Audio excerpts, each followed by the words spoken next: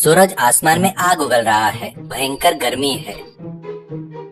गोयंकर के चेहरे पर अपने शेड के पशुओं को लेकर गहरी चिंता साफ दिखाई दे रही है।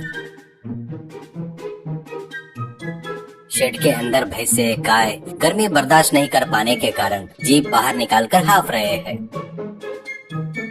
लक्ष्मी, जल्दी से वो पानी की बाल्टी लेकर गीला कपड़ा लेकर इधर आओ। देख हमारी गाय गंगा गर्मी की वजह से कैसे हाँफ रही है। यह कड़कड़ाती धूप तो इंसानों को ही बदल कर राख कर देती है। फिर ये बेजुबान जानवर इस गर्मी को कैसे बर्दाश्त करेंगे। मेरा दिल बैठा जा रहा है। गोयंकर की पत्नी लक्ष्मी हाथ में पानी की बाल्टी लिए घबराती हुई आती है। इस दंपत्ति का कोई संतान नहीं है, इसलिए वे इन पशुओं को ही अपना सगा बच्चा मानकर उसे बहुत प्यार करते हैं। लक्ष्मी बहुत दुखी होकर उस भैंस के सिर पर हाथ फेरती है। अरे बेचारे, हमारे बच्चे इस उमस और गर्मी में तड़प रहे हैं। अगर इन्हें कुछ हो गया तो मैं बिल्कुल बर्दाश्त नहीं कर पाऊंगी स्वामी। गोयंकर लक्ष्मी के कंधे पर ढाढ़स बांधते हुए हाथ रखता है। तुम बिल्कुल चिंता मत करो लक्ष्मी, मैं कल ही इलेक्ट्रिशियन को बुलाकर इस शेड में बड़े बड़े एसी लगवा दूंगा। हमारे पशु ठंडक में आराम से रहने लगेंगे। ये सुनकर लक्ष्मी बहुत खुश होती है। अगले दिन शेड में एसी की ठंडी हवा में पशु आराम करते देख गोयंकर लक्ष्मी बहुत खुश होते हैं। आशुतोष अपने डेयरी फार्म में कुर्सी पर बैठकर मूंछों पर दाव देते हुए पैसे गिन रहा है। उसके पास ही एक नौकर बुलबुल खड़ा होकर दूध में पानी मिला रहा है। आशुतोष गुस्से में जोर से चिल्लाता है, अरे बुलबुल, मैंने तुझे दूध में थोड़ा पानी और थोड़ा यूरिया पाउडर मिलाने को कहा था। तू अभी तक क्या कर रहा है रे? जल्दी निपटा। दूध सफेद और गाढ़ा दिखना चाहिए। मुनाफे की लक्ष्मी देवी घर में आनी चाहिए। बुलबुल अपना सिर खुजाते हुए, सेठ जी, आप चाहे कितना भी केमिकल मिला ले, हमारा दूध पतला ही रहेगा। पीने वाला का पेट खराब हो जाता है। लेकिन जरा पड़ोस वाले गोयंकर बाबू को देखिए, उन्होंने जो अपने शेड में भैंसे के लिए बकायदा बड़े बड़े एसी लगवा दिए हैं। अभी मैं उसी रास्ते से आते हुए देखते हुए आ रहा था।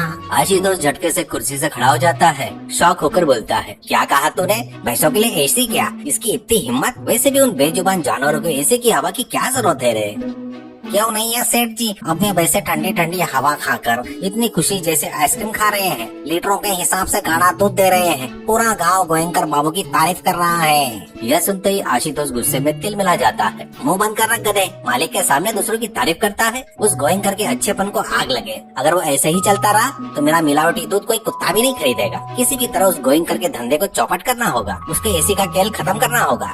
बुलबुल ईमानदारी से, सच है सेठ जी, आपका मिलावटी दूध पीकर सबको बीमारियां हो जाती हैं। वहीं गोयंकर मामू का दूध पीकर ताकत आती है। इसलिए आप पर कोई भरोसा नहीं करता, सब उन पर भरोसा करते हैं। यह सुनते ही आशुतोष बुलबुल को मारने के लिए हाथ उठाता है। तो नौकर है या उसका असिस्टेंट? जा बाहर निकल यहाँ से, कल मैं उसका काम तमाम कर दूंगा, तू देखते रहना। गुस्से में दांत पीसता है।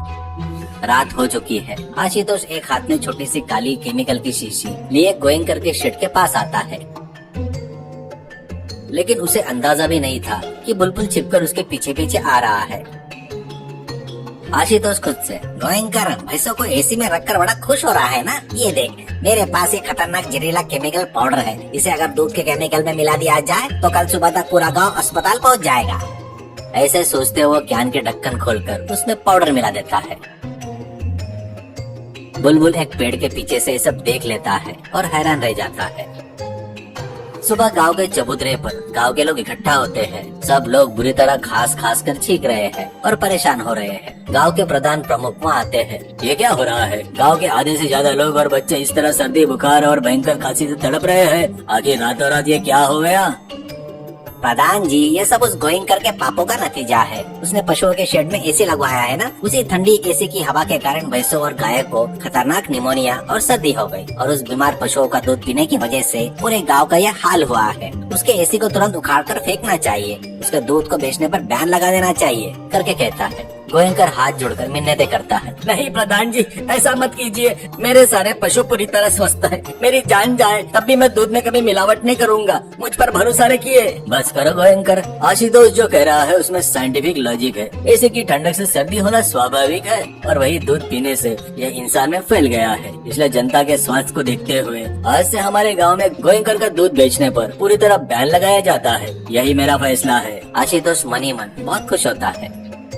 इंस्पेक्टर रंजीत कुमार सिर्फ बनियान और लुंगी पहने कुर्सी पर बैठे हैं। कांस्टेबल लड्डू उनके पास खड़ा होकर हाथ पंखे से उन्हें हवा झाल रहा है। गोयंका रोता हुआ अंदर आता है। सर मेरे साथ बहुत बड़ा अन्याय हुआ है सर, मुझे और मेरे पशुओं को बचा लीजिए सर, करके रोने लगता है। अरे कौन हो भाई तुम और इस पुलिस स्टेशन में क्यों आए हो? वैसे यहाँ का पुलिस इंस्पेक्टर कहाँ है? ड्यूटी के समय पर वो अपनी सीट पर नहीं रहता, कोई जिम्मेदारी वगैरह है या नहीं? लड्डू अपने हाथ के पंखे से इंस्पेक्टर के सिर पर धीरे से मारता है। अरे सर आपको भूलने की बीमारी बहुत बढ़ गई है, आप ही इंस्पेक्टर रंजित कुमार है सर। पहले ये लुंगी उतार कर अपनी यूनिफॉर्म पहनिए, हर दिन इस तरह बनियान में ड्यूटी पर बैठोगे तो लोग हमें पुलिस नहीं चोर समझेंगे। रंजित कुमार हड़बड़ाते हुए, अच्छा मैं इंस्पेक्टर हूँ, अब याद आया। लड्डू मेरा यूनिफॉर्म निकल ला। हाँ तो इस बुजुर्ग की क्या समस्या है? सर मेरा नाम गोयंकर है, मैंने अपने पशुओं के शेड में एसी लगवाया है, तो सबने आरोप लगाया कि वह दूध पीने से गाँव वालों को सर्दी हो गई है और मेरा धंधा बंद करवा दिया। लेकिन मुझे पक्का यकीन है सर कि किसी ने जानबूझकर मेरे दूध में कोई मिलावट की है, ये मुझे पक्का शक है सर, करके गोयंकर कहता है। क्या एसी का दूध पीने से सर्दी होती है? यह तो बहुत बड़ा इंटरनेशनल क्राइम लग रहा है। लड्डू जेब की चाबी निकाल, हमें अभी स्पॉट पर जाकर इन्वेस्टिगेशन करना होगा। पुलिस की जीप सायरन बजाती हुई जा रही है। अचानक रंजित कुमार जीप रोक देता है। अरे सर जीप क्यों रोक दी? आशुतोष के डेयरी फार्म तो अभी आया ही नहीं सर।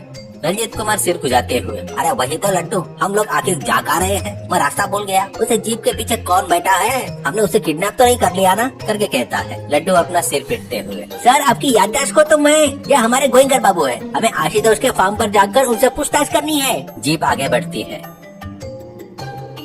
और आशुतोष के फार्म के सामने रुकती है। आशुतोष झूठी हमदर्दी दिखाते हुए आता है। आइए इंस्पेक्टर साहब, उस गोयंकर के एसी का दूध पीकर मुझे भी थोड़ी सर्दी हो गई है सर, क्या आप उसे गिरफ्तार करने आए हैं क्या? करके कहता है। वो तो मैं तय करूंगा, लेकिन तुम इतने यकीन के साथ कैसे कह सकते हो कि एसी की ठंडक की वजह से दूध खराब हुआ है? क्या तुम्हारे पास कोई लैब रिपोर्ट है क्या? अरे सर यही तो साइंस है, एसी में रहने से इंसानों को सर्दी हो जाती है, तो क्या भैंसों को नहीं हो सकती क्या? और वही ठंडा दूध पीकर लोग अस्पताल नहीं जाएंगे तो कहाँ जाएंगे? तभी बुलबुल, यह बिल्कुल झूठ है सर, हमारे सेठ जी जो कह रहे हैं वो 100% झूठ है। जब से गोयंकर बाबू ने एसी लगवाया है, हमारे सेठ जी को इतनी जलन होने लगी है कि उनकी रात की नींद उड़ गई। उस रात उन्होंने एक काली केमिकल की शीशी निकाली और गोयंकर के दूध के कैन में मिला दी। मैंने अपनी दोनों आंखों से ये सब देखा है। ये कह रहे थे कि कल से पूरा गाँव अस्पताल में होगा और गोयंकर बाबू का धंधा बंद हो जाएगा। सर मैं झूठ नहीं बोल रहा हूँ सर, वो खाली केमिकल की शीशी ये है सर, देखिए, करके कहता है। बुलबुल अपनी जेब से वो शीशे निकाल कर इंस्पेक्टर को देता है। वेरी गुड बुलबुल, लड्डू इसे ऐसे सख्त सजा दिलवाओ कि कोर्ट भी याद रखे। वैसे इस आदमी ने जुर्म क्या किया मैं फिर से भूल गया, यहाँ हम किस लिए आए थे? लड्डू बिना कुछ बोले आशुतोष के हाथों में हथकड़ी पहना देता है। दूसरी तरफ गोयंकर की भैंसे एसी की ठंडी हवा का आनंद लेते हुए बेहद खुश दिखाई देती है। सीख, दूसरों की तरक्की और सुख को देखकर कभी ईर्ष्या नहीं करनी चाहिए। जो दूसरे का बुरा करने की कोशिश करते हैं उसका खुद का ही नुकसान होता है। समाज में हमेशा ईमानदारी और अच्छाई की ही जीत होती है।